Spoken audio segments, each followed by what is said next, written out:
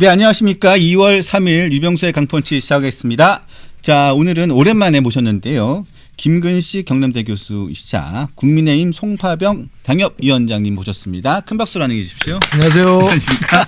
네, 오랜만에 뵙습니다. 중간에 뭐 일들이 좀 많으셨습니까? 인생이 표정은 뭐 밝아 보이십니다. 인생에 다 우여곡절이 있죠 뭐. 아, 우여곡절이 있으니까. 네. 요즘에 뭘 한계라고 그러시던데 뭐 어떻게 뭘 한계가 되신 거예요? 그러니까 뭐 멀어진 한동훈계다 뭐 이런 뜻인데 이제 제가 친한계로 이제 언론이나 뭐 이런 데서 분류가 됐습니다만 저는 처음부터 이게 친한계라는 표현은 좀 적절치 않다. 우리가 친윤계의 몰락을 봤잖아요. 그다음에 친명계가 지금도 득세하면서 나라를 망치고 있는 거 많이 알잖아요. 그러니까 특정 사람을 중심에 놓고 친윤, 친명하는 게 좋은 기억이 별로 없어요. 그러니까 친한계라는 표현도 그것보다는 그냥 혁신파, 개혁파라고 하는 게 좋겠다는 이야기를 몇 번 했는데 그 당원 게시판 문제로 징계 논의가 진행되는 과정에서 제가 어디 방송에서 친한계보다는 좀 다르게 개혁파를 썼으면 좋겠다 하니까 뭐 난리가 났어요. 한동훈 대표를 지지하는 분들이 배신자부터 시작해서 뭐 난리가 나가지고 저는 그러나 일종의 지식인이고 정치학 박사로서 옳지 않은 지적을 하는 것에 대해서는 제가 참지 못합니다. 내가 잘못한 게 없는데. 그렇죠. 그럼 뭐 그분들이 비난해봐야 비난이고 저는 그래서 그 다음부터는 이제 제가 원한 게 아니라 멀한계가 돼버렸죠. 그래서 제가 스스로 멀한계라고 약간 농반 진반을 말씀드린 거예요. 제가 배운 지가 벌써 교수님을 뵌 지가 한 15년이 넘었는데 이런 일을 많이 당했죠. 한결 같으십니다. 네. 네, 한결 같으십니다. 야, 일단은 뭐 안 여쭤볼 수가 없어요.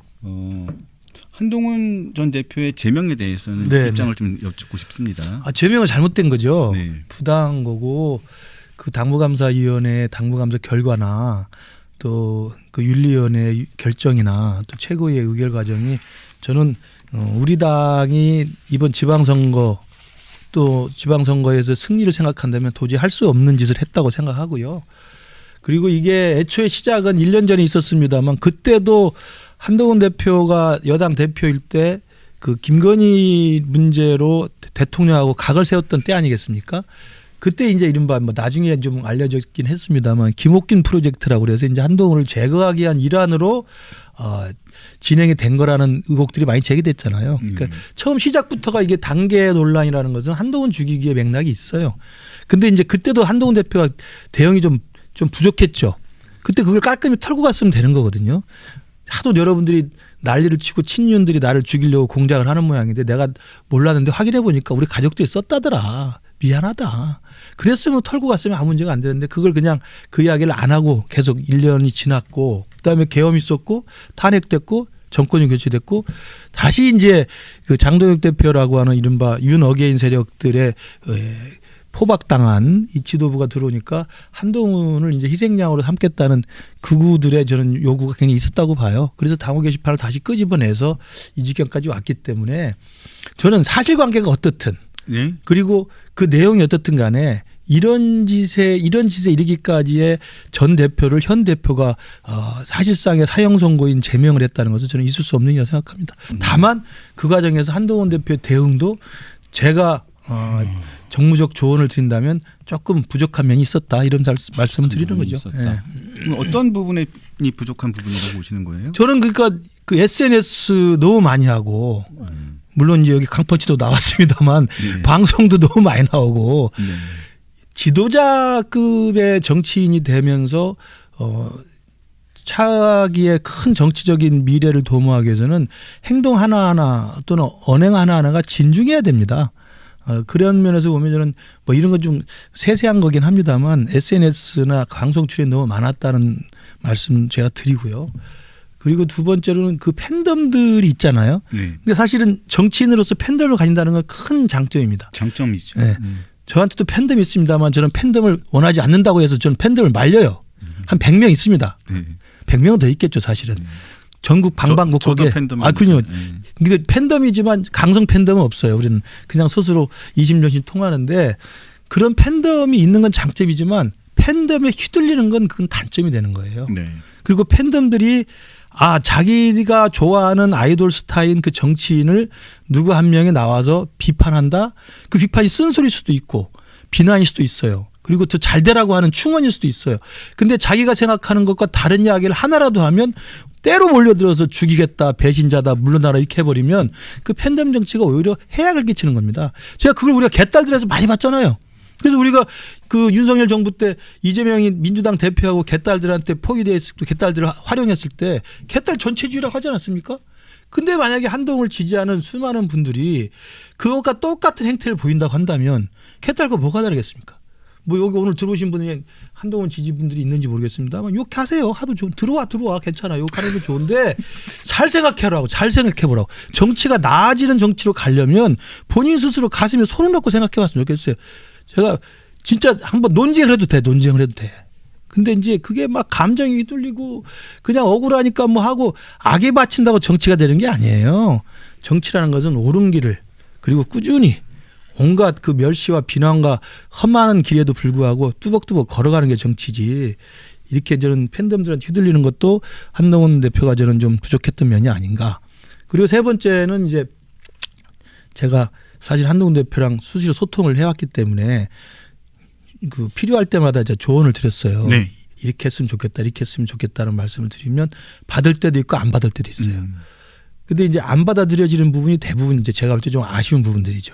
그걸 제가 말씀드릴 수는 없습니다만 그러다 보니까 이제 이 단계 국면, 제명 국면에서도 저는 그 아까 말씀드린 SNS와 방송 출연 그리고 팬덤에 휘둘리는 그런 모습들을 계속 하는 것이 단계 문제를 장동혁과 한동훈의 개인 대 개인 싸움으로 이게 변질시키는 것이다. 이걸 잘하기 위해서는 한동훈 제명의 문제가 아니라 이건 이미 끝났기 때문에 핍박과 박해의 서사로 그냥 두드려 맞는 게 낫고 차후를 도모하기 위해서 오히려 이 싸움을 외연을 확대해서 보수 정당이 제대로 살기 위해서 네. 진짜 보수의 길을 만들기 위해서 정말 이 노선에 동의하는 많은 사람들을 한데 묶을 수 있는 한동훈 대표의 리더십을 보여주는 게 중요하지. 나 억울해, 나 지켜줘, 우리 팬덤들이 모여봐. 이게 중요한 게 아니거든요. 저는 그래서 지금 지난 주말, 지지난 주말 계속 뭐 세과시를 잘했습니다. 또 그 정도의 팬덤이 있어요. 그러면 이제는 제가 볼 때 한동훈 대표는 토크 콘서트 하지 말고 지금 중요한 것은 유승민을 만나고 오세훈을 만나고 박형준을 만나고 안철수를 만나고 이준석도 만나고 저는 심지어 제 생각에는 금태섭도 만나고 뭐 조홍천도 만나고 이낙연도 만나고 지금 우리 다 이러다가 보수가 다 죽습니다. 저 민주당 놈들 저 이재명 정권에 우리 정권 헌납한 것도 부족해서 이제는 일본 자민당처럼 그들에게 영구집권을 만들 겁니까? 우리 당이 이렇게 가서는 안 됩니다. 중도 보수가 다시 새롭게 세력을 만들어서 올바른 진짜 보수를 만들어야 됩니다. 라는 주장을 하면서 저는 한동훈 대표는 팬덤들에 환호하거나 토크 콘서트 하면서 자족하지 말고 그들을 만나서 정치적인 해법을 모색하면서 저는 이제 제가 뭐 최근에 이제 제안하는 겁니다만 진짜 보수 재건을 위한 범중도 보수 연석회의 이런 걸 제안하면 되는 거예요. 제안하면서 내가 중심이 안 돼도 좋다. 나는 기득권을 포기하겠다. 어떤 분이든 이걸 제안을 받아서 우리 모여서 원탁회의라든 연석회의를 해서 이 당이 이대로 가서 안 된다는 것을 우리가 공개적으로 선언하고 힘을 합쳐봅시다. 한동훈 제명 문제는 빼고 제명이 부당하는 건 다 알잖아요. 그거 가지고 싸워서 뭐 할 건데. 그건 빼고 그건 박해받는 서사로 끝났어요. 그리고 진짜 제대로 진짜 보수를 세우기 위한 스스로의 모습을 자기를 희생하면서 자기가 이니셔티브를 주면서도 자리를 내놓으면서 이렇게 하면 그게 저는 한동훈 대표한테 미래가 있다 이렇게 조언을 드리는데 뭐 또 욕만 하시겠죠 팬덤들은. 근데 뭐 그렇게 하는 게 좀 맞다고 봅니다. 제가 정치를 오래 했기 때문에 그게 전 정치의 문법과 상식에 맞다고 생각해요. 자, 김근식 교수님 항상 존경하고 응원합니다. 방송에서 항상 좋은 말씀 감사드립니다라고 블랙핑크님께서 그 댓글 읽어주십니까? 응원을 하시면서 5만 원의 스포츠에서 보내주셨습니다. 예, 이거는 뭐 회사로 들어가는 거니까 제가 따로 제가 사비로 커피 한잔 사드리겠습니다. 네, 고맙습니다. 네. 자, 어제 의원총회가 있었어요. 의원총회가 있었는데 장동혁 대표의 퇴진론하고 단합을 하자라는 논의 충돌을 했다고 합니다. 이게 큰 줄기는 그렇습니다. 그런데 내부적으로 들어가 보면 여러 가지가 있었는데요. 장동혁 대표는 이 한동훈 전 대표의 당원 게시판 이 논란에 대해서 자, 일단 첫 번째 이 강펀치에 출연해서도 장동혁 대표 얘기를 했어요. 당시에 수석 최고위원 시절에 그렇죠. 본인은 당시 한동훈 대표에게 들은 것은 딱 하나였다. 나는 가입을 하지 않았고 내가 쓴 글은 없다. 단 하나만 들었다는 거죠. 그래서 그 글을 듣고 본인은 나가서 옹호를 했다는 건데 이후에 당원 게시판 논란에 대해서 제대로 이렇게 윤리위원회나 당무감사에서 알다 보니까 그 글들이 보니까 가족이 연루가 됐고 그렇게 되면서 당원 게시판의 사건의 본질을 이렇게 규정을 했었습니다. 어떻게 규정을 하냐면 익명 게시판에 가족들이 글을 몇 개 올리고 쓰고 한 그 부분이 아니라 그 글을 통해서 평론가들에게 글이 날아가고 글이 옮겨지고 그러면서 그게 또 언론으로 옮겨지면서 이게 여론 왜곡이 되고 그러면서 그렇게 되면서 윤석열 당시 대통령 후보에 대한 여론으로 변해지고 그러면서 국정 운영에 부담이 된 부분들 이런 부분들이 본질이다. 여론이 이렇게 좀 변화하면서 여론을 호도하는 부분이 있었다. 이게 본질이다. 이렇게 이야기를 하고 있습니다. 그 부분에 대해서 어떻게 보세요? 전 어제 의원총회에서도 장 대표가 그런 식의 이야기를 했다고 그래요. 네. 그러니까 그 누가 썼느냐도 문제이겠지만 이게 내용 문제라기보다는 누가 그 IP에서 썼는가 이것보다는 그 내용이 올려감으로써 이게 실어져 가지고 그러니까 퍼날려져서 그런 내용으로 패널들이 이야기하고 그게 여론에 영향을 미치고 그래서 국정 지지율이 하락하고 그래서 결국 계엄까지 이르게 된 게 아니냐라는 이런 지금 논리였다는 거예요. 저는 그 논리는 좀 납득하기 어렵죠. 납득하기 어렵다. 왜냐하면 이게 이제 계엄 정당화 논리를 한동훈에서 찾는 거거든요. 그러니까 저는 윤어게인이나 이제 극우 주장을 하시는 분들이 한동훈에 대해서 불타는 적개심을 가지는 이유가 그거예요. 한동훈 너가 집권여당의 대표면서 왜 대통령한테 김건희 문제로 각을 사사건건 세워가지고 문제를 일으키고 결국 심지어는 당원 게시판에 익명으로 글까지 올려서 이걸 퍼날려갖고 여론을 만들어서 이른바 여론 조작을 통해 가지고 더 악화시켜서 결국 이게 싸울 수밖에 없는 상황으로 가서 대통령이 계엄까지 하게 만들었느냐 이런 주장인데 이건 제가 볼 때 굉장히 문제가 있는 게 그때 뭐 10,000개인지 6,000개인지 몇천 개인지 모르겠습니다만 이른바 그 가족 명의로 올렸다고 하는 글이 거의 대부분은 조선일보 사설도 있고 조선일보 칼럼도 있고 기사도 있고 이런 거잖아요. 이른바 입에 담기 힘든 것들은 따로 밝혀졌고 이건 그 가족들 명의랑 전혀 다른 거고 그렇기 때문에 그것이 기사에 링크돼 가지고 댓글에 올려졌다고 그래서 여론이 확 바뀌는 건 저는 아니었다고 생각합니다. 이미 여론은 김건희 여사 문제를 해결해야 된다. 그 김건희 뭐 10상시 7상시 막 이랬잖아요. 이들을 제거해야 된다. 이런 주장이 강했던 것은 이미 만들어졌던 여론인데 거기에 다음 게시판에 이게 뭐 댓글이 작성됐다고 그래서 그것 때문에 여론이 확 바뀌어서 됐다는 건 제가 볼 때 견강부회다. 네. 견강부회라는 말씀을 드리고 그리고 그것이 그래서 계엄까지 갔다는 것은 계엄 정당화 논리로밖에 안 되는 거고요. 다만 이제 저는 이제 한동훈 대표가 작년에 초기에 이게 불거졌을 때 honest is the best policy라고 그러잖아요. 정직함이 가장 최선의 정책이라는 건데 그때 이 문제가 됐으면 이 윤석열 당시 대통령을 옹호하는 세력들의 부당한 정치적 의도가 있었다 치더라도 가족들한테 물어보면 되는 거예요. 왜냐 가족들 명의로 그 게시판에 등록을 한 건 사실이니까 이런 게 논란이 되는데 썼냐? 썼다는 게 확인이 될 거 아닙니까?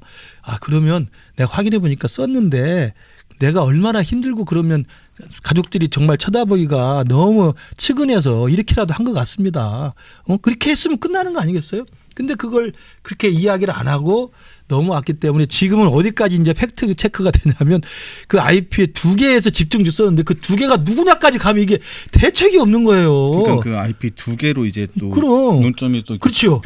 그러면 이게 정말 이상해지는 거거든요. 그러니까 집에서 썼느냐 뭐 와, 이렇게 호미로 막을 일을 이제 가래로도 못 막는 꼴이 된 거예요. 그래서 저는 한동훈 대표의 정치적인 그 대응이라는 게 그때 작년에도 좀 놓쳤고 이번에도 놓쳤다 이런 말씀을 제가 드리는 건데 어쨌든 본질은 당시에 윤석열 옹호 세력들 그다음에 지금은 장동혁을 자기 편이라고 생각하는 윤어게인 세력들이 한동훈에 대한 불타는 복수심으로 저는 이렇게 하는 정치적인 저는 사형 선고라고 생각을 합니다. 근데 어제 또 이게 이 부분이 또 단계 이 문제가 일단락이 되지가 않는 문제가 뭐냐면 계속 이 단계 문제 가지고 제명으로 갔기 때문에 한동훈 전 대표에 대한 제명 문제를 가지고 장동혁 대표의 재심 투표 아니면 또 친한계의 상당수에서는 대표는 물러나라. 퇴진론을 계속 주장하고 있잖아요. 그러다 보니까 어제는 어떤 얘기가 나왔냐면 장동혁 대표가 경찰 수사로 한동훈 전 대표 징계가 잘못됐다는 사실이 밝혀지면 정치적 책임을 지겠다라고 했어요. 그럼 결국 이건 경찰 수사로 판결을 내겠다 뭐 이런 취지로 봐야 되는데 일단 한동훈 전 대표가 이호선 당무감사위원장을 상대로 고소를 했고 또 지금 몇몇 분들이 이 단계와 관련해 가지고 고발도 한 상황이니까 이게 경찰 수사로 가야 되는 상황이고 지금 현재는 경찰 수사가 좀 스탑이 돼 있는 상황인데 이렇게 되면 경찰에 맡겨야 되는 상황이 됐거든요. 그럼 결국은 아까 말씀하신 것처럼 계속 살아있는 이슈가 되는 거죠. 또 IP 얘기가 나오고 또 그렇죠. 이렇게 나와야 된단 말입니다. 그러니까 이제 이 부분을 제가 아까 호미로 막을 수 있는 걸 가래로도 못 막는 상황이 돼버린 것처럼 사태가 계속 복잡하고 커져 있죠. 그러니까 이건 이제 정치적 그 의도를 가진 부당한 징계라는 그 표현이나 그 입장에 많은 분들이 동의하지만 그것이 이제 제명으로 어떻게든 일단락이 된 다음에 계속 이걸 가지고 트집을 잡고 시시비비를 가리게 되면 그런 아주 디테일한 부분까지 가는 거예요. 그러면 나중에 이 부분의 사실관계가 어떻게 드러냐에 따라서는 또 치명적일 수가 있는 거거든요. 모르는 거잖아요. 밝히지 않고 있으니까. 그래서 저는 사실은 이게 경찰 수사 결과를 보고 나서 정치적 책임을 지겠다고 한 어제 장동혁 대표 이야기는 물러나지 않겠다는 이야기를 강하게 말한 거죠. 경찰 수사가 하면 이게 얼마나 한 몇 개월 걸릴 거 아니에요?